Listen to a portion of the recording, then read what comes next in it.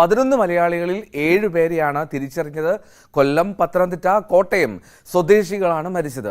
തീപിടുത്തത്തെക്കുറിച്ച് സർക്കാർ ഏജൻസികൾ അന്വേഷണം ആരംഭിച്ചു. ദുരന്തത്തിന്റെ പശ്ചാത്തലത്തിൽ തുടർ നടപടികൾ ഏകോപിപ്പിക്കാൻ വിദേശകാര്യ സഹമന്ത്രി കീർത്തി വർദ്ധൻ സിംഗ് കുവൈത്തിൽ എത്തും. ആദ്യം KP അഭിലാഷ് അതിന്റെ വിവരങ്ങൾ നൽകും ന്യൂസ് ഡെസ്കിൽ നിന്ന്. അഭിലാഷ്, ഒരു ഗ്യാസ് സിലിണ്ടർ പൊട്ടിയതാണ് ഇത്ര വലിയ തീപിടുത്തത്തിലേക്ക് നയിച്ചത് എന്നുള്ളതാണ് ആദ്യ കണ്ടെത്തൽ നിഗമനം. അതുതന്നെയാണോ ഈ അപകടത്തിനുള്ള കാരണം? എൽദോ, പ്രാഥമികമായി ലഭിക്കുന്ന വിവരം ഇതുതന്നെയാണ്. അതായത് ഈജിപ്ഷ്യൻ പൗരൻ ആയിരുന്നു ഈ കെട്ടിടത്തിൻ്റെ സെക്യൂരിറ്റി ജീവനക്കാരൻ. ഇദ്ദേഹത്തിൻ്റെ ക്യാബിനിൽ നിന്നാണ് ഈ തീ പടർന്നത് എന്നുള്ളതാണ് പ്രാഥമികമായ വിവരം. ഇത് ഗ്യാസ് സിലിണ്ടർ പൊട്ടിത്തെറിച്ചാണ് ഇങ്ങനെ അപകടം ഉണ്ടായതെന്നും അതിനെ തുടർന്നാണ് തീ പടർന്നത് എന്നതുമാണ് പ്രാഥമികമായിട്ടുള്ള നിഗമനം. ഈ കെട്ടിട ഉടമയെയും അതോടൊപ്പം തന്നെ ഈ സെക്യൂരിറ്റി ജീവനക്കാരനെയും അറസ്റ്റ് ചെയ്യാൻ അധികൃതർ നിർദ്ദേശം നൽകിയിട്ടുണ്ട്. ഇന്നലെ പുലർച്ചയോടുകൂടിയായിരുന്നു തെക്കൻ കുവൈറ്റിലെ അഹമ്മദി ഗവർണറേറ്റിലെ മംഗഫിൽ ഈ തൊഴിലാളികൾ താമസിച്ചിരുന്ന ക്വാർട്ടേഴ്സ് സ്വഭാവത്തിൽ ഉള്ള കെട്ടിട സമുച്ചയത്തിന് തീപിടിച്ചത്. ഏതാണ്ട് 195 സ്റ്റാഫുകൾ ആണ് ഇവിടെ താമസിച്ചിരുന്നത്. ഇത് വിവിധ ബ്ലോക്കുകളായി ഉള്ള കെട്ടിട സമുച്ചയം ആയിരുന്നു. 6 നിലകൾ ഉള്ള 4ാം ബ്ലോക്കിൽ ആണ് തീ പടർന്നു പിടിച്ചത്. അതുകൊണ്ട് തന്നെ ഈ പുലർച്ചെ 4:30 അതായത് കുവൈറ്റിലെ പ്രാദേശിക സമയം പുലർച്ചെ 4:30 തീപിടുത്തം ഉണ്ടായത്. തീപിടുത്തത്തിൽ മരിച്ചവരിൽ ഏറെയും വിഷപ്പുക ശ്വസിച്ചും അതോടൊപ്പം തന്നെ അപകടത്തിൽ നിന്ന് രക്ഷപ്പെടുന്നതിന് വേണ്ടി മുകളിൽ നിന്ന് താഴേക്ക് ചാടിയുമൊക്കെ ആണ് അപകടത്തിൽപ്പെടുകയും മരണപ്പെടുകയും ചെയ്തത്. പുലർച്ചെ ഉറങ്ങിക്കിടക്കുന്ന സമയം ആയതുകൊണ്ട് തന്നെ എന്താണ് സംഭവിച്ചത് എന്ന് ആളുകൾക്ക് മനസ്സിലാകാത്ത സാഹചര്യം ഉണ്ടായി. പൊടുന്നനെ ഈ വിഷപ്പുക ശ്വസിച്ചുകൊണ്ട് പലരും ഉണർന്നു. ചിലർക്ക് ഉണരാൻ പോലും പറ്റാത്ത സാഹചര്യത്തിൽ തന്നെ ആയിരുന്നു. അബോധാവസ്ഥയിലേക്ക് പോയ സാഹചര്യമുണ്ട്. ഇങ്ങനെ ഉണർന്നവർക്ക് ഈ തീ പടർന്നു പിടിക്കുമ്പോൾ അതിൽ നിന്ന് പുറത്ത് ഇറങ്ങാൻ പറ്റാത്ത ഒരു സാഹചര്യം ആണ് ഉണ്ടായിരുന്നത്. ഈ സുരക്ഷാ സംവിധാനങ്ങളിൽ ഉൾപ്പെടെ പാളിച്ചകൾ ഉണ്ടോ എന്നത് പരിശോധിക്കേണ്ട സാഹചര്യം ആണ് ഉള്ളത്. അതായത് എമർജൻസി എക്സിറ്റ് സംവിധാനം അടക്കം ഈ കെട്ടിടങ്ങളിൽ ഉണ്ടായിരുന്നില്ല എന്നാണ് ഇപ്പോൾ മനസ്സിലാക്കാൻ സാധിക്കുന്നത്. അതാണ് ഈ അപകടത്തിൻ്റെ വ്യാപ്തി വർദ്ധിപ്പിച്ചത് എന്നുള്ളതാണ്. അതായത് ഈ തീപിടുത്തമുണ്ടായപ്പോൾ രക്ഷപ്പെടാൻ മറ്റ് വഴികൾ ഉണ്ടായിരുന്നില്ല. അതിനെ തുടർന്നാണ് പല നിലകളിൽ നിന്നും ആളുകൾ എടുത്തു ചാടിയത് എന്ന് തന്നെയാണ് നമുക്ക് മനസ്സിലാക്കാൻ സാധിക്കുന്നത്. എൽദോ നേരത്തെ സൂചിപ്പിച്ചതുപോലെ 41 ഇന്ത്യക്കാർ ഉൾപ്പെടെ 49 പേരുടെ മരണം ആണ് ഇത് സംബന്ധിച്ച് പുറത്തു വന്നിട്ടുള്ളത്. 7 ഫിലിപ്പീൻസ് സ്വദേശികളും അപകടത്തിൽപ്പെട്ടിട്ടുണ്ട് എന്നാണ് അറിയുന്നത്. മലയാളി ആയ എബ്രഹാം എന്ന വ്യക്തിയുടെ ഉടമസ്ഥതയിലുള്ള NBTC എന്ന കമ്പനിയുടെ ക്വാർട്ടേഴ്സായി പ്രവർത്തിച്ചിരുന്ന കെട്ടിടത്തിൽ ആണ് ഈ അപകടം ഉണ്ടാവുകയും ചെയ്തിട്ടുള്ളത്. ഇപ്പോൾ ലഭിക്കുന്ന വിവരങ്ങൾ അനുസരിച്ച് 11 മലയാളികൾ ഈ അപകടത്തിൽ കൊല്ലപ്പെട്ടിട്ടുണ്ട് എന്നുള്ളതാണ്. ഇതിൽ 9 പേരെ ആണ് തിരിച്ചറിഞ്ഞിട്ടുള്ളത്. പ്രധാനമായും കോട്ടയം, കൊല്ലം, പത്തനംതിട്ട, കാസർഗോഡ് ജില്ലകളിൽപ്പെട്ടവരുടെ മരണം ആണ് സ്ഥിരീകരിച്ചിട്ടുള്ളത്. പന്തളം സ്വദേശി ആകാശ് S. നായർ 23 വയസ്സാണ് ഉള്ളത്. കൊല്ലം പൂയപ്പള്ളി സ്വദേശി ഉമറുദ്ദീൻ ഷമീർ 33 വയസ്സുള്ള യുവാവാണ്. കാസർഗോഡ് ചെർക്കള സ്വദേശി രഞ്ജിത്ത്, അതോടൊപ്പം തന്നെ കാസർഗോഡ് തൃക്കരിപ്പൂർ സ്വദേശി കുഞ്ഞിക്കേളു എന്നിവരും അപകടത്തിൽ മരണപ്പെട്ടവരാണ്. പത്തനംതിട്ട വാഴമുട്ട സ്വദേശി PV മുരളീധരൻ അപകടത്തിൽ മരിച്ചിരിക്കുന്നു. കോട്ടയം പാമ്പാടി സ്വദേശി സ്റ്റെബിൻ എബ്രഹാം, കൊല്ലം വെളിച്ചിക്കാല സ്വദേശി ലൂക്കോസ്, കോന്നി അട്ടച്ചാക്കൽ സ്വദേശി സജു വർഗീസ്, കൊല്ലം പുനലൂർ സ്വദേശി സാജൻ ജോർജ് എന്നിവരുടെ മരണം ആണ് ഇപ്പോൾ ഔദ്യോഗികമായി സ്ഥിരീകരിച്ചിട്ടുള്ളത്. ഇതിലെടുത്തു പറയേണ്ടത് എൽദോ, ഇപ്പോൾ നമുക്ക് പങ്കുവയ്ക്കാവുന്ന വിവരങ്ങൾ പരിമിതമാണ്. കാരണം കുവൈറ്റ് അധികൃതർ നൽകുന്ന ഡേറ്റകൾ മാത്രമേ നമുക്ക് പങ്കുവയ്ക്കാൻ സാധിക്കുകയുള്ളൂ. ഈ 41 ഇന്ത്യക്കാരിൽ ഇനിയും മലയാളികൾ ഉണ്ടാകുമോ എന്നത് സംബന്ധിച്ച് വലിയ ആശങ്ക തന്നെയാണ് നിലനിൽക്കുന്നത്. കാരണം ഇപ്പോൾ മരണപ്പെട്ടവർ മാത്രമല്ല, നിരവധി ആളുകൾ, ഏതാണ്ട് 30-ലധികം പേർ വിവിധ ആശുപത്രികളിലായി ചികിത്സയിലാണ്. 5 ആശുപത്രികളിൽ ആണ് പ്രധാനമായും ഇവരെ പ്രവേശിപ്പിച്ചിട്ടുള്ളത്. കുവൈറ്റിലെ അദാൻ, ജുബൈർ, ഫർവാനിയ, സബ, ജാസിർ എന്നിങ്ങനെയുള്ള ആശുപത്രികളിൽ ആണ് ചികിത്സയിൽ ഉള്ളത്. ഇതിൽ 5 പേരുടെ നില അതീവ ഗുരുതരം എന്നാണ് നമുക്ക് മനസ്സിലാക്കാൻ സാധിച്ചിട്ടുള്ളത്. ഈ 5 പേരിൽ മലയാളികൾ ഉൾപ്പെടുമോ എന്നതിലും വ്യക്തതയില്ല. മാത്രവുമല്ല, ഈ വിവരങ്ങൾ നമുക്കറിയാം ഒരു വലിയ അപകടം ആണ്. അതുകൊണ്ട് തന്നെ നമുക്ക് തെറ്റായ വിവരങ്ങൾ പങ്കുവയ്ക്കാൻ സാധിക്കില്ല. അതോടൊപ്പം പലരും ഇപ്പോൾ വലിയ ആശങ്കയിലാണ് ഉള്ളത്. കാരണം നിരവധി മലയാളിയുടെ ഉടമസ്ഥതയിൽ ഉള്ള സ്ഥാപനത്തിൽ പെട്ട ജീവനക്കാർ ജീവനക്കാർ ആണ് മരണപ്പെട്ടത്. അതുകൊണ്ട് തന്നെ നിരവധി മലയാളികൾ ഇവിടെ ജോലി ചെയ്യുന്നുണ്ട്. ഇപ്പോൾ നോർക്കയുടെ ഹെൽപ്പ് ലൈൻ, അതോടൊപ്പം തന്നെ വിദേശകാര്യ മന്ത്രാലയത്തിൻ്റെ നേതൃത്വത്തിൽ എല്ലാം നടപടിക്രമങ്ങൾ ഊർജിതമായിക്കൊണ്ടിരിക്കുകയാണ്. ഇന്നലെ ഈ അപകടം ഉണ്ടായതിന് തൊട്ടു പിന്നാലെ പ്രധാനമന്ത്രി നരേന്ദ്രമോദിയുടെ അധ്യക്ഷതയിൽ തന്നെ ഉന്നതതല യോഗം ചേർന്നിരുന്നു. അതിൽ വിദേശകാര്യമന്ത്രി എസ് ജയശങ്കർ ഉൾപ്പെടെ ഉള്ളവർ ആണ് പങ്കെടുക്കുകയും ചെയ്തത്. ഇതിൻ്റെ അടിസ്ഥാനത്തിലാണ് വിദേശകാര്യ സഹമന്ത്രിയെ KV സിംഗിനെ, കീർത്തിവർദ്ധൻ സിംഗിനെ കുവൈറ്റിലേക്ക് അയക്കാൻ തീരുമാനിച്ചത്. അതുപ്രകാരം അദ്ദേഹം ഇപ്പോൾ കുവൈറ്റിലേക്ക് പുറപ്പെട്ടു കഴിഞ്ഞിരിക്കുകയാണ്. ഒപ്പം കുവൈറ്റിലെ ഇന്ത്യൻ അംബാസിഡറുടെ സഹായത്തോടു കൂടിയാണ് ഈ അപകടവുമായി ബന്ധപ്പെട്ട കൂടുതൽ ഏകോപനം നടന്നുകൊണ്ടിരിക്കുന്നത്. ഈ ബന്ധുക്കൾ വലിയ തോതിൽ ആശങ്കയിലാണ്. ഇത്തരത്തിൽ ബന്ധുക്കൾക്ക് ഉൾപ്പെടെ ഈ സ്ഥാപനത്തിൽ ജോലി ചെയ്തിരുന്നവരിൽ എത്ര പേർ സുരക്ഷിതരാണ് എന്നത് അടക്കമുള്ള കാര്യങ്ങൾ വ്യക്തമാകുന്നതിനും വേണ്ടിയൊക്കെയാണ് ഹെൽപ്പ് ലൈൻ സർവീസുകൾ ആരംഭിച്ചിട്ടുള്ളത്. എന്തായാലും കുവൈറ്റ് അധികൃതർ അതീവ ജാഗ്രതയോടുകൂടിയാണ് ഈ വിഷയത്തെ നോക്കിക്കാണുകയും ചെയ്യുന്നത്. എങ്ങനെയാണ് ഇത്രമേൽ വലിയ ഒരു അപകടം ഉണ്ടായത് എന്നത് തന്നെയാണ് പരിശോധിക്കുന്നത്. എന്തായാലും ആദ്യഘട്ടത്തിൽ എൽദോ ഈ രക്ഷാപ്രവർത്തനത്തിന് ആണ് അധികൃതർ കൂടുതൽ ഊന്നൽ നൽകിയത്. ഈ കെട്ടിടത്തിൻ്റെ ബഹുനില കെട്ടിടം ആയതുകൊണ്ട് തന്നെ പരിസര പ്രദേശങ്ങളിലേക്ക് അടക്കം തീ പടരുവാനുള്ള സാധ്യത കൂടുതൽ ആയിരുന്നു. അത് തടയുക എന്നതിനാണ് ഏറ്റവും ആദ്യം ഊന്നൽ നൽകിയത്. അതോടൊപ്പം നിരവധി ആളുകൾ ഈ കെട്ടിട സമുച്ചയത്തിൽ നിന്ന് രക്ഷപ്പെട്ട സാഹചര്യമുണ്ട്. അവർ സുരക്ഷിതമായ ഇടങ്ങളിലേക്ക് ഒതുങ്ങിയും മാറിയുമൊക്കെയാണ് നിന്നത്. അവരെ വളരെ പെട്ടെന്ന് താഴെ എത്തിക്കുന്നതിനുള്ള സംവിധാനം ആണ് പിന്നീട് ഒരുക്കുകയും ചെയ്തത്. ഇനിയിപ്പോൾ എൽദോ സൂചിപ്പിച്ചതുപോലെ ഈ തീപിടുത്തത്തിൻ്റെ യഥാർത്ഥ കാരണം എന്ത് എന്നതൊക്കെ വരും മണിക്കൂറുകളിൽ മാത്രമേ വ്യക്തമാവുകയുള്ളൂ. പക്ഷേ അഭിലാഷ്, ഇതിലൊരു സംശയം, അതായത് ഈ ഒരു താഴത്തെ നിലയിലുണ്ടായ ആ ഒരു തീപിടുത്തം അത് പടർന്ന് ഇത്രമാത്രം മുകളിലേക്ക് എത്തുന്നു. ഏതാണ്ട് 190ഓളം പേർ ആ കെട്ടിടത്തിൽ താമസിക്കുന്നുണ്ട് എന്നുള്ള ഔദ്യോഗിക കണക്ക്. എന്നാൽ 200ഓളം പേരുണ്ടായിരുന്നു എന്നും പറയുന്നു. അപ്പോൾ അവിടെ നിന്ന് ഉണ്ടായിരുന്ന ആളുകളെ രക്ഷാപ്രവർത്തനം നടത്താനുള്ളൊരു വൈകൽ, ഒരു താമസം ഉണ്ടായോ? കാരണം പുക വന്ന് ശ്വസിച്ചാണ് പലരും മരിക്കുന്നത്. അതോ തീപിടുത്തം അറിയാതെ ഉറങ്ങിപ്പോയവരാണോ പലരും? തീർച്ചയായും എൽദോ അങ്ങനെയാണ്. അതായത് ഞാൻ സൂചിപ്പിച്ചു, പുലർച്ചെ ആയിരുന്നു അപകടം ഉണ്ടായത്. പുലർച്ചെ അവിടെ പ്രാദേശിക സമയം 4:30 ആണ് ഈ അപകടം ഉണ്ടായത്. ഇവിടെ താമസിച്ചിരുന്നവരിൽ ഏതാണ്ട് 20 പേർ ആണ് ഈ സമയത്ത് ഡ്യൂട്ടിക്കായി പുറത്തു പോയിരുന്നത് എന്നാണ് നമുക്ക് അറിയാൻ സാധിക്കുന്നത്. അതായത് 195 പേർ ഉള്ള ബ്ലോക്കിൽ 20 പേർ ജോലിക്ക് വേണ്ടി പോയതായിരുന്നു. മറ്റെല്ലാവരും തന്നെ ഈ അപകട സമയത്ത് അവിടെ ഉണ്ടായിരുന്നു എന്നുള്ളതാണ്. സ്വാഭാവികമായും ഈ പുലർച്ചെ ആയതുകൊണ്ട് തന്നെ നമുക്ക് അറിയാം, ഉറക്കത്തിൽ ആയിരുന്നു ആളുകൾ അധികവും. ഈ വിഷപ്പുക ശ്വസിച്ച് ബുദ്ധിമുട്ടുകൾ ഉണ്ടായാണ് പലരും ഉണർന്നത്.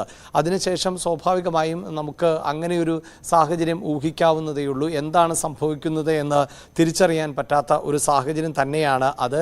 അതുകൊണ്ട് തന്നെ ആളുകൾക്ക് രക്ഷപ്പെടാൻ ശ്രമിച്ചവർക്ക് പുറത്തേക്ക് കടക്കാൻ പറ്റാത്ത തരത്തിൽ തീ പടർന്നിരുന്നു എന്നുള്ളതാണ്. ശക്തമായ തീയും പുകയും ഈ പല ബ്ലോക്കുകളിലേക്കും എത്തി എന്നുള്ളതാണ്. മാത്രമല്ല, ഈ കുവൈറ്റിലെ ഇത്തരം കെട്ടിട സമുച്ചയങ്ങളുടെ പ്രത്യേകത നമുക്കറിയാം. കാലാവസ്ഥ നമുക്ക് പ്രത്യേക സാഹചര്യം അറിയാം. വെന്റിലേഷൻ സംവിധാനങ്ങൾ കുറവുള്ള കെട്ടിടങ്ങൾ ആണ്. പലപ്പോഴും AC ഉപയോഗിക്കേണ്ടി വരുന്ന ഒരു സാഹചര്യമുണ്ട്. അതുകൊണ്ട് അത്തരത്തിലുള്ള നിർമ്മാണ പ്രവൃത്തികൾ തന്നെയാണ് ഈ കെട്ടിടത്തിൽ നടന്നിട്ടുള്ളത്. ഈ കെട്ടിട ഉടമസ്ഥരും അതോടൊപ്പം തന്നെ കമ്പനി ഉടമകളുമെല്ലാം പറയുന്നത് ചട്ടങ്ങൾ പാലിച്ചുകൊണ്ട് തന്നെയാണ് ഈ ക്യാമ്പ് ലേബർ ക്യാമ്പ് പ്രവർത്തിച്ചിരുന്നത് എന്നാണ്. ഏതെങ്കിലും തരത്തിലുള്ള നിയമവിരുദ്ധമായ തരത്തിൽ അല്ല അവിടെ പ്രവർത്തിച്ചിരുന്നത്. ഈ 195 പേർ അവിടെ താമസിച്ചിരുന്നു എന്ന് പറയുമ്പോൾ തന്നെ അത്രയും ആളുകളെ ഉൾക്കൊള്ളുന്നതിനുള്ള കപ്പാസിറ്റി ആ കെട്ടിടത്തിന് ഉണ്ട് എന്നാണ് അധികൃതർ പറയുന്നത്. അങ്ങനെ ഏതെങ്കിലും തരത്തിൽ അനധികൃതമായ രീതിയിലല്ല ഈ ജീവനക്കാരെ ഒന്നും തന്നെ പാർപ്പിച്ചിരുന്നത് എന്ന് ആണ് ഇപ്പോൾ കെട്ടിട അധികൃതരും അതോടൊപ്പം തന്നെ കമ്പനി അധികൃതരും പറയുന്നത്. ഏത് തരത്തിലുമുള്ള അന്വേഷണത്തെയും അവർ സ്വാഗതം ചെയ്യുന്നുണ്ട്. അപ്പോഴും നമുക്ക് എന്താണ് സംഭവിച്ചത് എന്നത് സംബന്ധിച്ച് വ്യക്തത കൈവരേണ്ടതുണ്ട്. ഞാൻ നേരത്തെ സൂചിപ്പിച്ചതുപോലെ കുവൈറ്റിലെ ഭരണ സംവിധാനങ്ങളും അവിടുത്തെ രീതിയും ഒക്കെ അനുസരിച്ച് ഈ കൂടുതൽ ആളുകൾക്ക്, അതായത് മലയാളികൾ ഉൾപ്പെടെ നിരവധി ആളുകളെ നമ്മൾ ബന്ധപ്പെടുമ്പോൾ പോലും അവർക്ക് കൃത്യമായ വിവരങ്ങൾ വിവരങ്ങൾ മാത്രമേ പങ്കുവയ്ക്കാൻ സാധിക്കുകയുള്ളൂ. അതുകൊണ്ട് എന്താണ് സംഭവിച്ചത് എന്നത് സംബന്ധിച്ച് അധികൃതരുടെ ഭാഗത്ത് നിന്ന് ഒരു വെളിപ്പെടുത്തൽ അല്ലെങ്കിൽ മറുപടി ഉണ്ടാകുന്നതുവരെ ഏതെങ്കിലും തരത്തിലുള്ള അഭ്യൂഹങ്ങൾ ഒന്നും തന്നെ പങ്കുവയ്ക്കാൻ അവിടെയുള്ളവർ തയ്യാറല്ല. അവിടുത്തെ സംവിധാനങ്ങൾ അനുസരിച്ച് അങ്ങനെ തെറ്റായ ഇൻഫർമേഷനുകൾ നൽകിയാൽ അത് പിന്നീട് നിയമ നടപടികളിലേക്കൊക്കെ പോകുന്ന സാഹചര്യം ഉണ്ടാകും. അതുകൊണ്ട് തന്നെയാണ് ഈ തീപിടുത്തമുണ്ടായി ഇത്രയധികം 6 നിലകൾ ഉള്ള ഒരു കെട്ടിടത്തിലേക്ക് എങ്ങനെയാണ് ഇത്ര വേഗം തീ പടർന്നത് എന്നതുൾപ്പെടെയുള്ള കാര്യങ്ങളിൽ വ്യക്തത കൈവരേണ്ടത്. എന്തായാലും 140ഓളം പേർ സുരക്ഷിതരാണ് എന്ന വിവരം അധികൃതർ പങ്കുവെക്കുകയും ചെയ്തിട്ടുണ്ട്. മറ്റുള്ളവർ ആണ് ഈ അപകടത്തിൽ മരണപ്പെട്ടത്. ഇതിൽ തന്നെ ഈ ജീവനക്കാർക്ക് പുറമെ സുരക്ഷാ ഉദ്യോഗസ്ഥർ അടക്കമുള്ളവർ എത്ര എന്നത് സംബന്ധിച്ചും വ്യക്തത കൈവരേണ്ടതുണ്ട്. ഇപ്പോൾ നമുക്ക് പങ്കുവെക്കാൻ പറ്റുന്ന വിവരങ്ങൾ അനുസരിച്ച് പ്രാഥമികമായി മനസ്സിലാക്കേണ്ടത് ഗ്യാസ് സിലിണ്ടർ പൊട്ടിത്തെറിച്ച് തന്നെയാണ് അപകടം എന്നുള്ളതാണ്.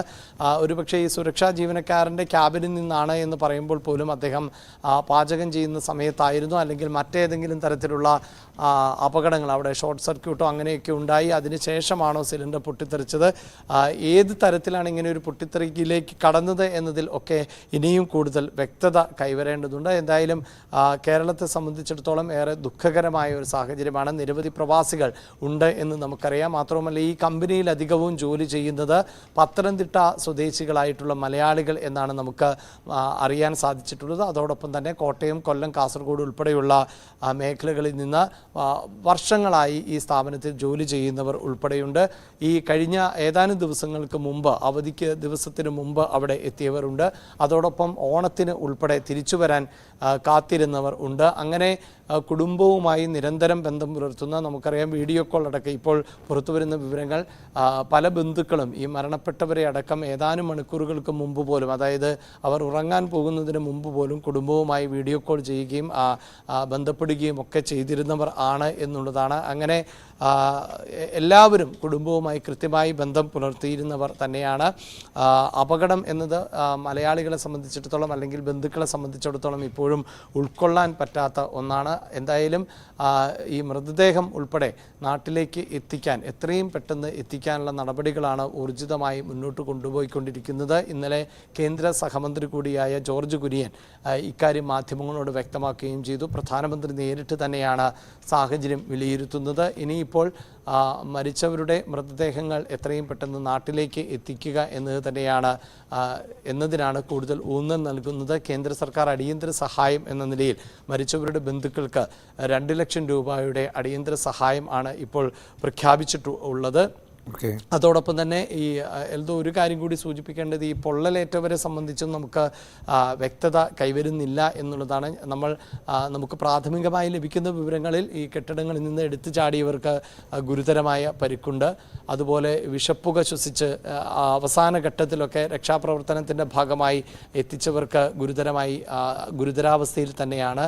അതോടൊപ്പം തന്നെ പൊള്ളലേറ്റവരിൽ അല്ലെങ്കിൽ പൊള്ളലേറ്റ് മരിച്ചവരിൽ തിരിച്ചറിയാൻ പറ്റാത്ത സാഹചര്യമുണ്ടോ എന്നത് സംബന്ധിച്ച് നമുക്ക് ഔദ്യോഗികമായ ഒരു സ്ഥിരീകരണമില്ല. അതുകൊണ്ട് തന്നെയാണ് എന്തായാലും ഭയപ്പെടുത്തുന്ന ഒരു സാഹചര്യം ഇപ്പോഴും ഉണ്ട് എൽദോ. കാരണം ഈ 11 മലയാളികളാണ് മരണപ്പെട്ടത് എന്ന് പറയുമ്പോൾ ഇനിയും കൂടുതൽ മലയാളികൾ ഉൾപ്പെട്ടിട്ടുണ്ടോ, അതോടൊപ്പം തന്നെ ഗുരുതരമായി പരിക്കേറ്റവരിൽ എത്ര മലയാളികൾ ഉണ്ട് എന്നതാണ് ഇനിയും അപകടത്തിൻ്റെ വ്യാപ്തി വർദ്ധിപ്പിക്കുമോ എന്ന ആശങ്ക നിലനിൽക്കാൻ കാരണം.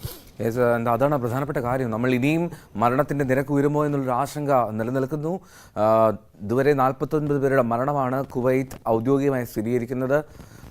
മലയാളികളുണ്ട്, കൂടുതലും അത് മലയാളി ആണ് ഇവർ ജോലി ചെയ്യുന്ന സ്ഥാപനത്തിന് ഉടമ.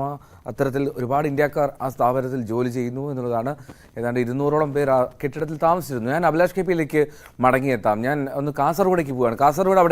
കാസർഗോഡ് 2 പേരുടെ മരണം സ്ഥിരീകരിച്ചിട്ടുണ്ട് ഈ അപകടത്തിൽ. കാസർഗോഡ് ചെങ്കള കുണ്ടടുക്ക ഹൗസിൽ കെ രഞ്ജിത്ത്, ഒപ്പം പിലിക്കോട് എരവൽ സ്വദേശി കേളു, ഈ 2 പേരുടെ മരണമാണ് അവിടെ നാട്ടിൽ വീട്ടിലേക്കൊക്കെ സന്ദേശമായി ലഭിച്ചത്.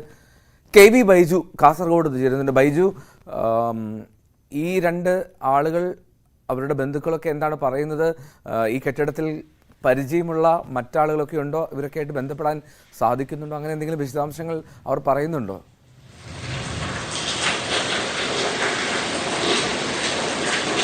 എൽദോ, തീർച്ചയായും വളരെ ദുഃഖകരമായ വാർത്ത തന്നെയാണ് ഈ പ്രഭാതത്തിലും പുറത്തു വരുന്നത്. എന്തായാലും 2 മരണം ഇപ്പോൾ കാസർഗോഡ് ജില്ലയിൽ നിന്നും സ്ഥിരീകരിച്ചിട്ടുണ്ട്. മാത്രമല്ല കൂടുതൽ പേർ പരിക്കേറ്റവരിൽ കാസർഗോഡ് ജില്ലക്കാരുണ്ട് എന്ന ഒരു വിവരവും നമുക്ക് ലഭിക്കുന്നുണ്ട്.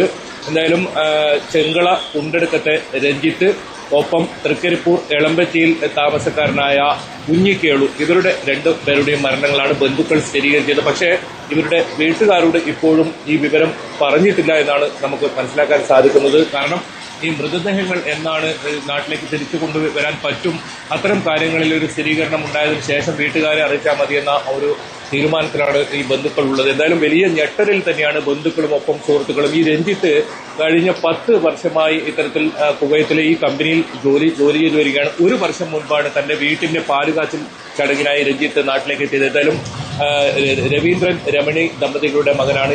ഇദ്ദേഹത്തിന് 2 സഹോദരങ്ങളുണ്ട്. ഒരാൾ വിദേശത്താണ്. കുഞ്ഞിക്കേളുവാകട്ടെ കഴിഞ്ഞ 25 വർഷമായി ഇവിടെ കമ്പനിയിൽ ജോലി ചെയ്യുന്ന ഒരാളാണ്. ഇദ്ദേഹവും അതുപോലെ തന്നെ ഇദ്ദേഹത്തിന്റെ ഭാര്യ ഈ പഞ്ചായത്തിലെ ഒരു ജീവനക്കാരിയാണ്. 2 മക്കളുണ്ട്.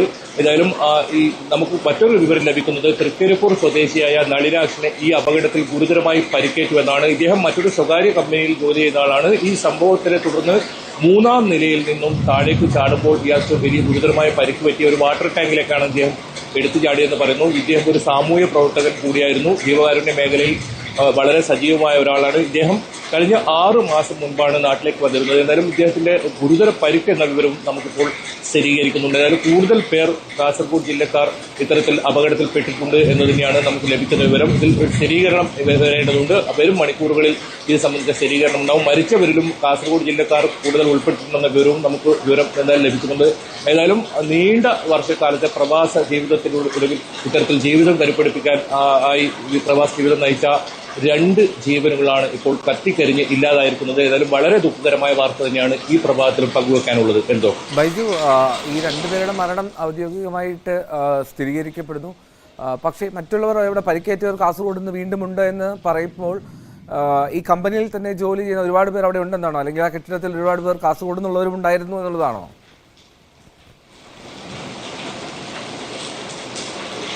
തീർച്ചയായും നമുക്ക് ലഭിക്കുന്ന വിവരങ്ങൾ അങ്ങനെയാണ്. ഈ കമ്പനിയിൽ ജോലി ചെയ്യുന്നവരും മാത്രമല്ല സ്വകാര്യ സ്ഥാപനങ്ങളിൽ ജോലി ചെയ്യുന്നവരും ഈ കെട്ടിടത്തിൽ ഉണ്ടായി എന്ന് തന്നെയാണ് നമുക്ക് വിവരം ലഭിക്കുന്നത്. നീലേശ്വരം കണിച്ചറയിലെ ഒരാൾ മരിച്ചതായി വിവരമുണ്ട്. പക്ഷേ ഇതിന് സ്ഥിരീകരണം ലഭിച്ചിട്ടില്ല. അത് മാത്രമല്ല തൃക്കരിപ്പൂർ ഭാഗങ്ങളിൽ 1-2 പേർക്ക് പരിക്കേറ്റിട്ടുണ്ട്. ഏതായാലും ഓരോ മണിക്കൂർ കഴിയുമ്പോഴും ഇതിന്റെ വിവരങ്ങൾ പുറത്തു വരുന്നുണ്ട്. ബന്ധുക്കൾ ആണ് ഈ 2 മരണം ഏതായാലും ബന്ധുക്കളാണ് സ്ഥിരീകരിച്ചത്. ഒപ്പം നളിനാക്ഷനെ ഗുരുതരമായി പരിക്കേറ്റ ഈ അപകടത്തിൽ പരിക്കേറ്റ ഇവരും ബന്ധുക്കൾ തന്നെയാണ് സ്ഥിരീകരിച്ചത്. പക്ഷേ ഇവരുടെ വീട്ടുകാരോട് ഈ വിവരം ഇതുവരെ പറഞ്ഞിട്ടില്ല. കാരണം ഇതിലൊരു തീരുമാനം ഉണ്ടാകേണ്ടതുണ്ട്. മൃതദേഹം എന്നാണ് നാട്ടിലേക്ക് എത്തിക്കുന്നത് സംബന്ധിച്ച് ഒക്കെ കാര്യങ്ങൾ തീരുമാനമുണ്ടായതുണ്ട്. അതിനുശേഷം വീട്ടുകാരെ വിവരം അറിയിച്ചാൽ മതി എന്ന ഒരു തീരുമാനത്തിലാണുള്ളത്. ഏതായാലും വലിയ ഞെട്ടലിൽ തന്നെയാണ്. ഏതായാലും ആശങ്കയുടെ മണിക്കൂറുകൾ തന്നെയാണ് ഇപ്പോഴും കടന്നു പോകുന്നത്. ഏതായാലും വരും മണിക്കൂറുകൾ തന്നെ ഇത് സംബന്ധിച്ച കൂടുതൽ വിവരങ്ങൾ നമുക്ക് ലഭ്യമാകും. ഇതിന് കൃത്യമായ സ്ഥിരീകരണത്തോടുകൂടി മാത്രമേ ഇത്തരം കാര്യങ്ങൾ നമുക്ക് പുറത്തു പറയാൻ പറ്റൂ. കാരണം നമ്മുടെ കയ്യിൽ ചില വിവരങ്ങൾ ലഭിച്ചിട്ടുണ്ടെങ്കിലും ഇതിന് സ്ഥിരീകരണത്തിന് വേണ്ടി കാത്തിരിക്കുകയാണ്. എൽദോ റൈറ്റ്. എന്നാൽ നമുക്ക് കൂടുതൽ വിവരങ്ങൾ അതിൻ്റെ ഔദ്യോഗിക സ്ഥിരീകരണം തന്നെ വരട്ടെ. ബൈജു സൂചിപ്പിച്ചതുപോലെ ഇപ്പോൾ പത്തനംതിട്ട ജില്ലയിൽ തന്നെ 4 പേരുടെ മരണമാണ് സംഭവിച്ചത് എന്ന് ശശിനാരായണൻ അവിടെ റിപ്പോർട്ട് ചെയ്യുന്നുണ്ട്. അപ്പോൾ ശശിയിൽ നിന്നും വിവരങ്ങൾ നമുക്ക് തേടാം. ഇപ്പോൾ നമ്മുടെ അയൽക്കാരോ ബന്ധുക്കളോ അങ്ങനെ ആരെങ്കിലും അവിടെ ഉണ്ടോ എന്നൊക്കെ സംശയമുണ്ടെങ്കിൽ നോർക്കയുടെ ഹെൽപ്പ് ഡെസ്ക് ലൈൻ നമ്പറുണ്ട്. ഇപ്പോൾ പ്രേക്ഷകർക്ക് സ്ക്രീനിൽ കാണാം.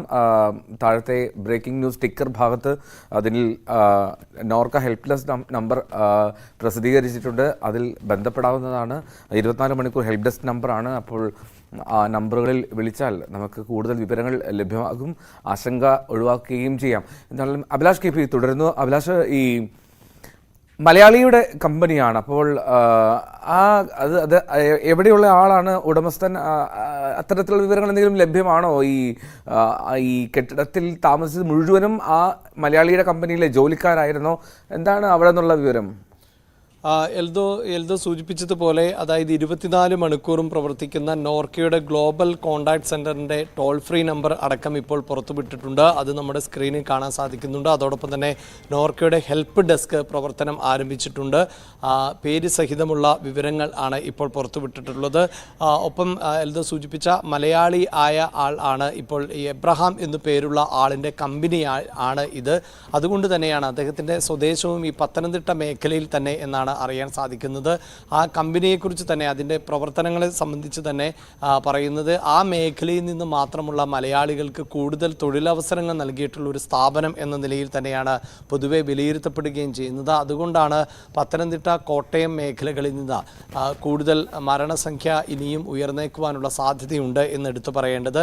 ഇതിൽ നമുക്കിപ്പോൾ ലഭിക്കുന്ന വിവരങ്ങൾ അനുസരിച്ച് നമ്മൾ നേരത്തെ തന്നെ സൂചിപ്പിച്ചു, ആകെ മരണം എന്നത് ഇപ്പോൾ 49 ഡേറ്റകൾ അനുസരിച്ച്. അതിൽ 41 പേർ ആണ് ഇന്ത്യക്കാർ ആയിട്ടുള്ളത്. ഇതിൽ തിരിച്ചറിഞ്ഞിട്ടുള്ളത് 26 പേരെ മാത്രമാണ് എന്നതാണ് എൽദോ ഏറ്റവും എടുത്തു പറയേണ്ട ഒരു സാഹചര്യം. ഈ 26 പേരിൽ ആണ് 11 പേർ മലയാളികൾ ആണ് എന്ന് തിരിച്ചറിഞ്ഞിട്ടുള്ളത്. അതായത് ഇനിയും 23 പേരെ തിരിച്ചറിയേണ്ട സാഹചര്യം കൂടിയാണ് ഇപ്പോഴുള്ളത്. അതുകൊണ്ടാണ് നമ്മൾ പറയുന്നത് അതിലും മലയാളികൾ ഉൾപ്പെടുവാനുള്ള സാധ്യത വളരെ കൂടുതലാണ്. പക്ഷേ ബൈജു റിപ്പോർട്ട് ചെയ്തതുപോലെ നമ്മൾ ഒരു അനാവശ്യമായ ആശങ്കയോ അല്ലെങ്കിൽ തെറ്റായ വാർത്തയോ അത് പലതരത്തിലുള്ള ആഘാതങ്ങൾ ഉണ്ടാക്കും.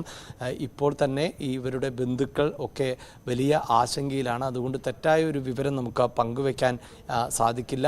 ആധികാരികമായ ഡേറ്റകൾ മാത്രമാണ് പങ്കുവയ്ക്കാൻ സാധിക്കുക. അതുകൊണ്ടാണ്. പക്ഷേ ആശങ്കയ്ക്ക് ഒട്ടും കുറവില്ല. കാരണം ഈ 23 പേർ, തിരിച്ചറിയാൻ പറ്റാത്ത 23 പേരിൽ മലയാളികൾ ഉണ്ടാകുവാനുള്ള സാധ്യത വളരെ കൂടുതൽ തന്നെയാണ്. അതോടൊപ്പം പരിക്കേറ്റിട്ടുള്ളത് 50-ലധികം ആളുകൾക്കാണ്. ഇതിൽ 30ഓളം പേർ, 50-ലധികം പേരിൽ 30ഓളം പേർ മലയാളികൾ ആണ്.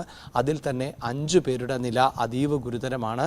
വെന്റിലേറ്ററിൻ്റെ സഹായത്തോടെയൊക്കെയാണ് അവരുടെ ജീവൻ ഇപ്പോൾ നിലനിർത്തിക്കൊണ്ടു പോകുന്നത് എന്നതാണ് ഏറ്റവും എടുത്തു പറയേണ്ടത്. തീർച്ചയായും ഈ ദുഃഖകരമായ വിവരമാണ്. പക്ഷേ നമുക്ക് ഇത്തരം വിവരങ്ങൾ പ്രേക്ഷകരുമായി പങ്കുവെക്കേണ്ടിയും വരുന്നുണ്ട്. നിരവധി പേരുകൾ നമ്മുടെ പക്കൽ ഉണ്ട്.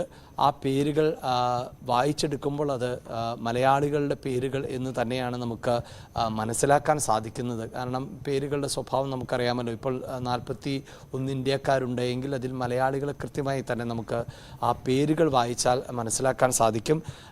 ഇതിലിപ്പോൾ കേന്ദ്രമന്ത്രി കീർത്തിവർദ്ധൻ സിംഗ് വ്യക്തമാക്കിയിട്ടുള്ളത് ഇങ്ങനെ തിരിച്ചറിയാൻ ബുദ്ധിമുട്ടുണ്ടെങ്കിൽ DNA പരിശോധന അടക്കം വളരെ പെട്ടെന്ന് നടത്തും. അങ്ങനെ മൃതദേഹം തിരിച്ചറിയുക. അതിൽ നിന്ന് നമുക്ക് മനസ്സിലാക്കേണ്ടത് തിരിച്ചറിയാൻ പറ്റാത്ത വിധത്തിലുള്ള നിരവധി പേരുടെ മൃതദേഹം ഉണ്ട് എന്ന് തന്നെയാണ്. ഒരുപക്ഷെ അതായിരിക്കാം ഈ മരണം ഇത്രയും ഉയർന്നപ്പോഴും ആ പേര് വിവരങ്ങൾ ഉൾപ്പെടെയുള്ള സ്ഥിരീകരണത്തിലേക്ക് പോകാൻ അധികൃതർക്ക് ബുദ്ധിമുട്ട് സൃഷ്ടിക്കുന്നത് എന്ന് വേണം നമുക്ക് പ്രാഥമികമായി മനസ്സിലാക്കാൻ. എന്തായാലും അധികൃതരുടെ സ്ഥിരീകരണം ഉണ്ടാകുന്നതുവരെ നമുക്ക് ആ പേര് വിവരങ്ങൾ നൽകാൻ സാധിക്കില്ല. നേരത്തെ ബൈജു സൂചിപ്പിച്ചതുപോലെ വളരെ കുറച്ച് കുടുംബാംഗങ്ങളെ മാത്രമാണ് ഇതുമായി ബന്ധപ്പെട്ട മരണം സ്ഥിരീകരിച്ചുകൊണ്ടുള്ള വിവരങ്ങൾ അറിയിച്ചിട്ടുള്ളൂ. അത് കൃത്യമായി ഈ മൃതദേഹം തിരിച്ചറിയാൻ പറ്റിയ പേരുകൾ ആണ്.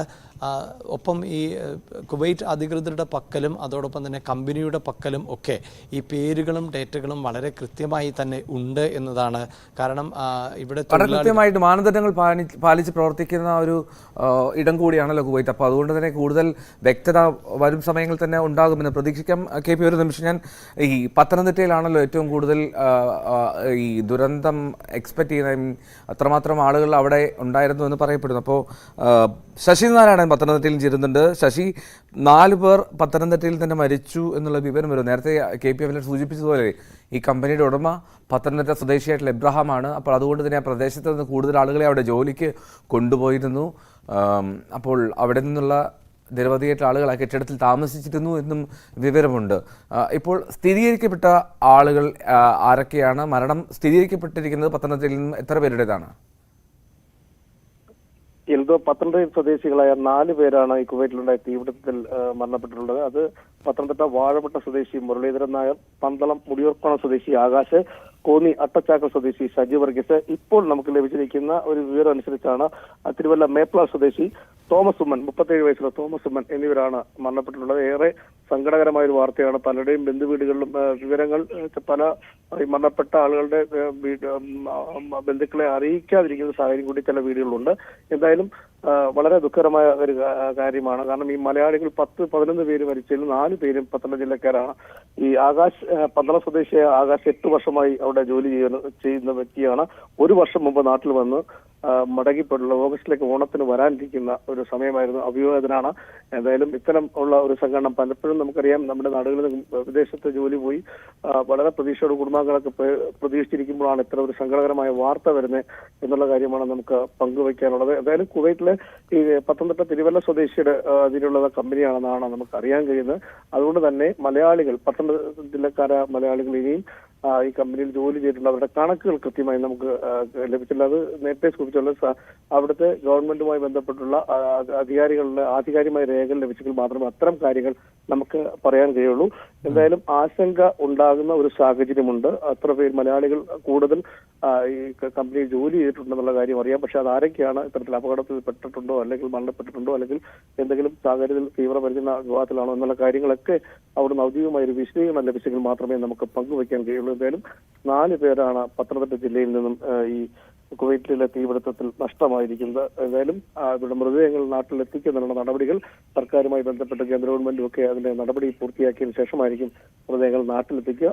എന്തായാലും വളരെ സങ്കടകരമായ ഒരു വാർത്ത തന്നെയാണ് ഇത്. കാരണം മറ്റ് പ്രദേശത്തു നിന്നും നമുക്ക് ഈ അറിഞ്ഞ ഈ 4 വീടുകളിൽ നിന്നും പല വീടുകളിലും ഒക്കെ ഈ മരണപ്പെട്ട വീടുകളിൽ അവരുടെ അടുത്ത ബന്ധുക്കളെ ഈ വിവരം അറിയിച്ചിട്ടില്ല എന്നുള്ള വിവരം കൂടി നമുക്ക് അറിയാം. അതുകൊണ്ട് അത്തരം കാര്യങ്ങൾ പങ്കുവയ്ക്കുന്നതിനും പരിമിതിയുണ്ട്. എന്തായാലും ഈ മരണം 4 പേരുടെയാണ് ഇപ്പോൾ നിലവിലുള്ള കണക്കനുസരിച്ച് അറിയുന്നത്. കാരണം എല്ലാ മാനദണ്ഡങ്ങളും പാലിച്ചുള്ള ഒരു കമ്പനി തന്നെ ഉണ്ടായിരുന്നത്. ഫ്ളാറ്റും ഇപ്പൊ തീപിടുത്തം ഉണ്ടായ ഫ്ളാറ്റും എല്ലാവിധ സുരക്ഷാ മാനദണ്ഡങ്ങളൊക്കെ പാലിച്ചിരുന്നു. പക്ഷേ യാദൃശ്ചികമായുണ്ടായുള്ള അപ്രതീക്ഷിതമായുണ്ടായ ഒരു തീപിടുത്തത്തിൽ പലരും ഈ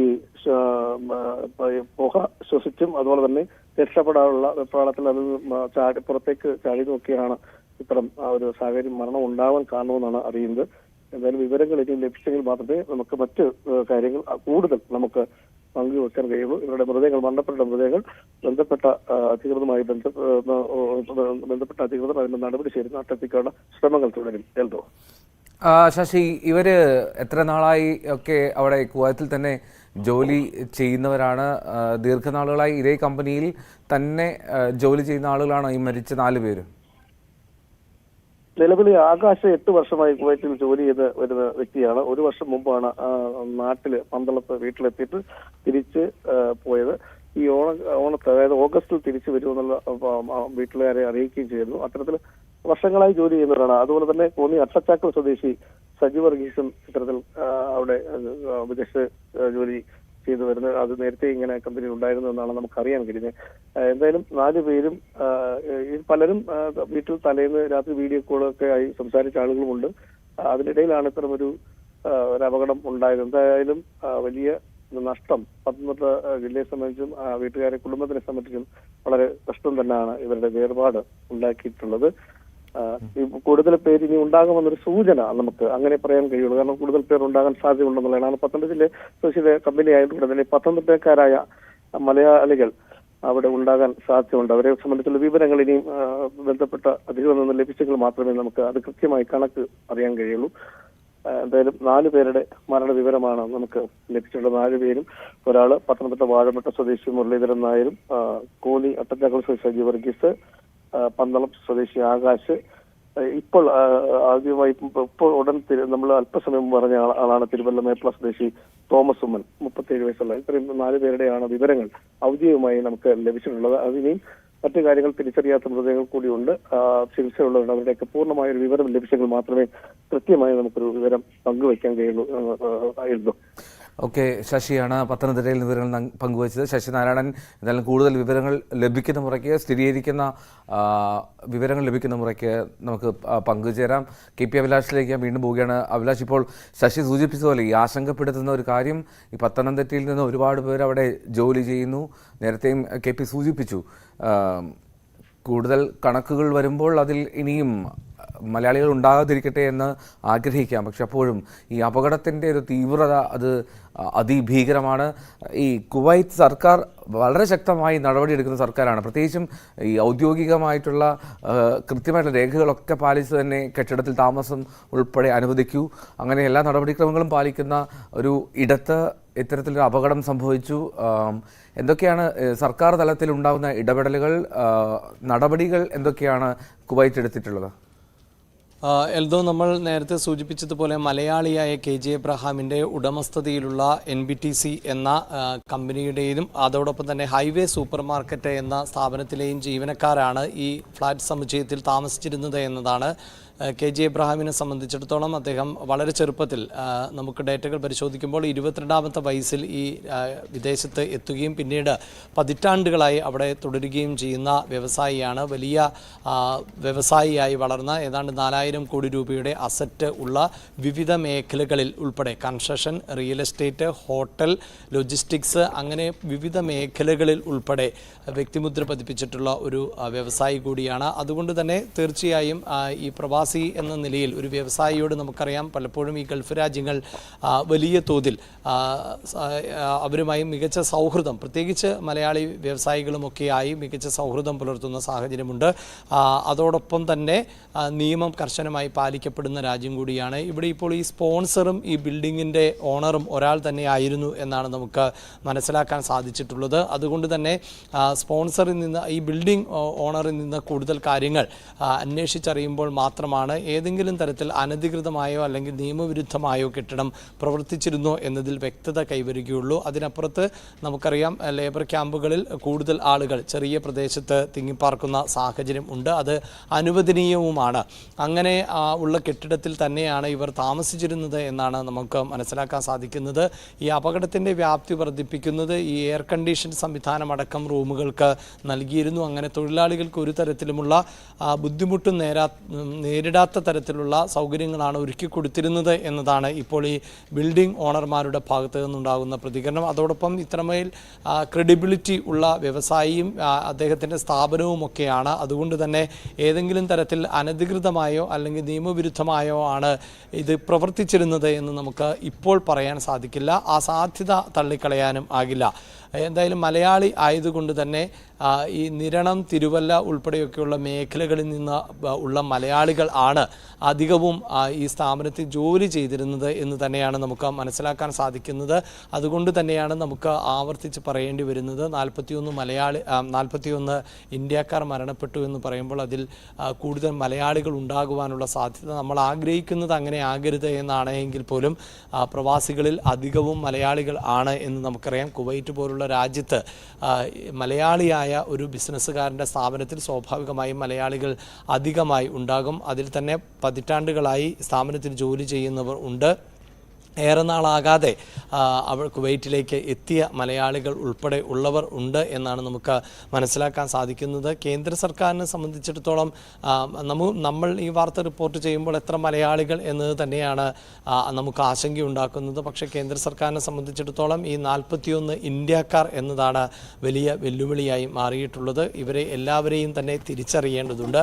കേരളത്തിന് പുറത്തെ ഏതൊക്കെ സംസ്ഥാനങ്ങളിൽ നിന്ന് ഉള്ളവർ ആണ് ഈ മരണപ്പെട്ടത് എന്ന് തിരിച്ചറിയേണ്ടതുണ്ട്. അതിനുള്ള ബുദ്ധിമുട്ടാണ് ഇപ്പോൾ നേരിടുന്നത്. അതുകൊണ്ടാണ് DNA പരിശോധന നടത്തേണ്ടതുണ്ട്. എങ്കിൽ അങ്ങനെ നടത്തി മൃതദേഹം തിരിച്ചറിയും എന്ന് കീർത്തിവർദ്ധൻ സിംഗ് ഇപ്പോൾ വ്യക്തമാക്കിയിട്ടുള്ളത്. അതോടൊപ്പം ഈ മൃതദേഹം എങ്ങനെ നാട്ടിലേക്ക് എത്തിക്കാം എന്നത് സംബന്ധിച്ച ചർച്ചകളും പുരോഗമിക്കുന്നുണ്ട്. മൃതദേഹം അവിടെ സാങ്കേതികമായ മറ്റ് നടപടിക്രമങ്ങൾ, അതായത് കുവൈറ്റ് എന്ന രാജ്യത്തെ ഇത്തരത്തിലൊരു അപകടമുണ്ടായാൽ അവിടെ ഉണ്ടാകുന്ന സാങ്കേതികമായ നടപടിക്രമങ്ങൾ, നിയമപരമായ നടപടിക്രമങ്ങൾ, അന്വേഷണവുമായി ബന്ധപ്പെട്ട നടപടിക്രമങ്ങൾ എത്രയും പെട്ടെന്ന് പൂർത്തീകരിക്കേണ്ടതുണ്ട്. അതിനുശേഷം മൃതദേഹം ഇന്ത്യയിലേക്ക് എത്തിക്കേണ്ടതുണ്ട്. അതിന് എന്താണ് ചെയ്യേണ്ടത്, പ്രത്യേക വിമാനത്തിൽ ആണോ ഈ മൃതദേഹം എത്തിക്കേണ്ടത് എന്നതടക്കമുള്ള കാര്യങ്ങൾ ആലോചിക്കേണ്ടതുണ്ട്.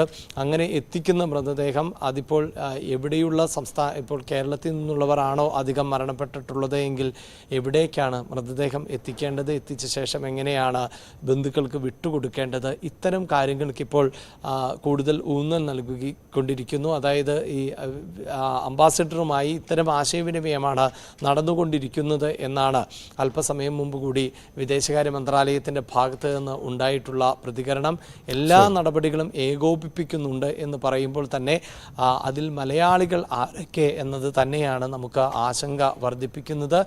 നമ്മൾ ആഗ്രഹിക്കുന്ന ഒന്നല്ല എങ്കിൽ കൂടിയും നമുക്ക് ആവർത്തിച്ച് പറയേണ്ടത് ഈ മരണസംഖ്യ ഇനിയും ഉയരാൻ, അതായത് മരിച്ചവരുടെ പട്ടികയിലേക്ക് കൂടുതൽ മലയാളികൾ, നമുക്കറിയാമല്ലോ അല്പസമയം മുമ്പ് പത്തനംതിട്ടയിൽ നിന്ന് ശശിനാരായണൻ നൽകിയ റിപ്പോർട്ട്, അതിൽ തന്നെ ഒരു മരണം അല്പസമയം മുമ്പാണ് ബന്ധുക്കളെ അറിയിച്ചത് എന്നുള്ളതാണ്. നമുക്ക് അങ്ങനെ മാത്രമേ ഈ മലയാളികളുടെ ഒരു ലിസ്റ്റ് കൃത്യമായി പുറത്തുവിടാൻ സാധിക്കുകയുള്ളൂ. ഞാൻ നേരത്തെ സൂചിപ്പിച്ചതുപോലെ അപകടത്തിൽപ്പെട്ടവരുടെ അല്ലെങ്കിൽ മരണപ്പെട്ടവരുടേത് എന്ന സൂചനയിൽ നിന്ന് നിരവധി മലയാളികളുടെ പേരുകൾ ഇനിയും കാണുന്നുണ്ട്. പക്ഷേ അത് നമുക്ക് കുവൈറ്റ് അധികൃതർ സ്ഥിരീകരിക്കാതെ പുറത്തുവിടാൻ പറ്റില്ല. ഒപ്പം പരിക്കേറ്റവരുടെ പട്ടികയിലും മലയാളികളുടെ പേര് കാണാൻ സാധിക്കുന്നുണ്ട്. അതിൽ 5 പേർ ഗുരുതരാവസ്ഥയിലാണ് എന്ന വാർത്ത പുറത്തു വരുമ്പോൾ അതിലും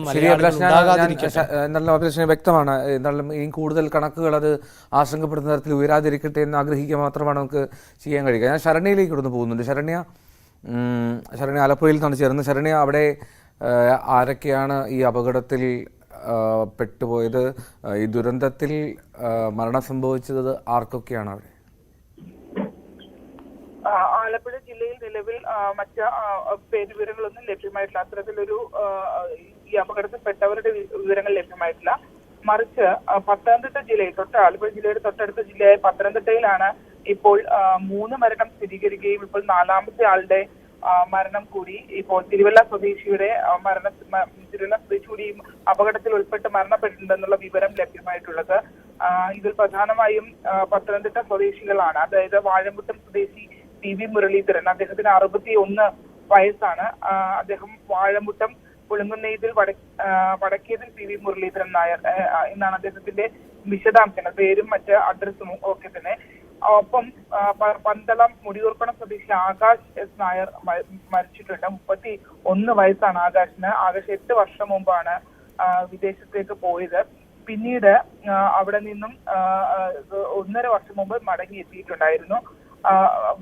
വീട്ടിന് അടക്കം നടക്കുന്നുണ്ട്. അത് ഈ ഓണത്തിന് തിരിച്ചു വരാനിരിക്കെയായിരുന്നു ഇപ്പോൾ മരണം സ്ഥിരീകരിച്ചിട്ടുള്ളത്. അമ്മ ശോഭന മെഡിക്കൽ സ്റ്റോർ ജീവനക്കാരിയാണ്.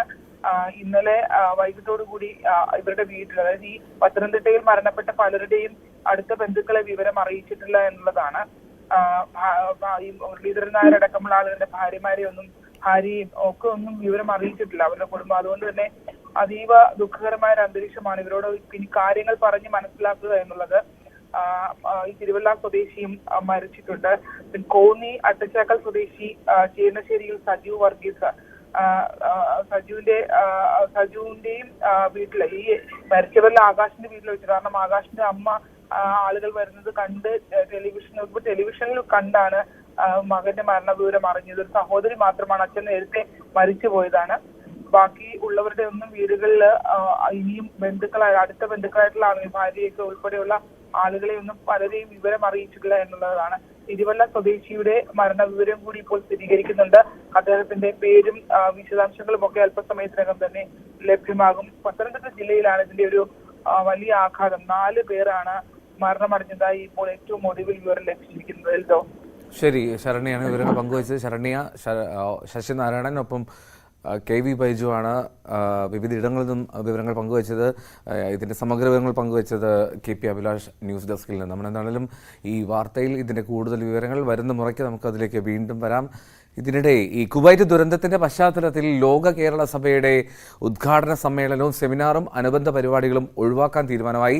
14-15 തീയതികളിൽ ലോക കേരള സഭ സമ്മേളനം നിശ്ചയിച്ച പ്രകാരം നടക്കും. ആഘോഷ പരിപാടികൾ ഉണ്ടാവില്ല എന്നുള്ളതാണ് വിവരം. കൂടുതൽ വാർത്തകളിലേക്ക് മടങ്ങിയെത്താം ഇടവേളയ്ക്ക് ശേഷം.